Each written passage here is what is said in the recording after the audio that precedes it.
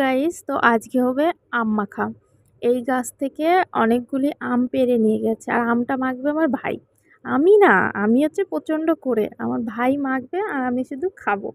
আমার ভাই বেশ কটা আম পেড়ে নিয়ে গেছে, পেড়ে নিয়ে চলে এসছে, আমের খোসা ছাড়াচ্ছে, বসে বসে খোসা ছাড়িয়ে ওই জলের ভিতর রাখছে।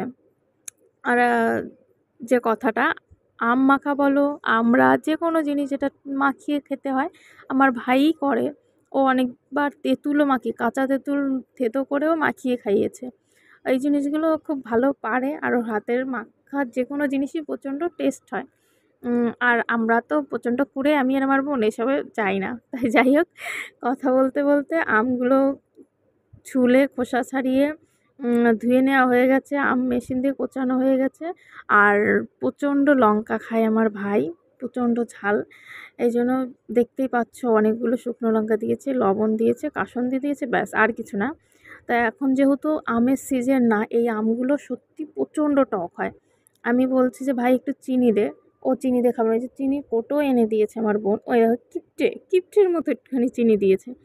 তারপরে আমার বোন বলছে কি, "এই তুই আমার আলাদা বাটিতে দে।" ও অনেকটা বেশ চিনি নিয়ে ও আলাদা মাখিয়ে খাচ্ছে, আর ও একটুখানি কিপ্টের মতো চিনি দিয়েছে।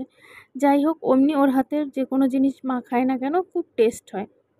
আর আমরা দুই বোন তো, এই যে আমার বোন প্রচণ্ড করে, এটা হচ্ছে কাকার মেয়ে, ও বসে আছে কখন দেবে আমাকে, একটু সর্দি খাচ্ছে, ওকে দেওয়া হচ্ছে না। যাই হোক, ও মাখায় আর আমরা শুধু খাই। হ্যাঁ, যাই হোক, এবার ভাইকে বলছি, "ভাই কেমন হয়েছে, খেয়ে খেয়ে বল তো।" দেখো ওর রিয়াকশানটা, প্রচণ্ড টক। আমি ওকে এতবার বলছি ভাই চিনি দে, ও দেবে না। যাই হোক, অবশেষে আমাদের বাটিতে দিল। আমি আর ঈশিতা, মানে ওই বোনটা খাচ্ছিলাম। ওই যে বলছিলাম যে প্রচণ্ড টক। হ্যাঁ, যাই হোক, আমরা আম মাখা খেতে থাকি, আর যারা খাবে অবশ্যই চলে এসো আমাদের বাড়িতে। ততক্ষণে আমার চ্যানেলটি সাবস্ক্রাইব করো, আর যারা ফেসবুক থেকে দেখছো তারা আমার ফেসবুক পেজটা ফলো করে দিও। বাই।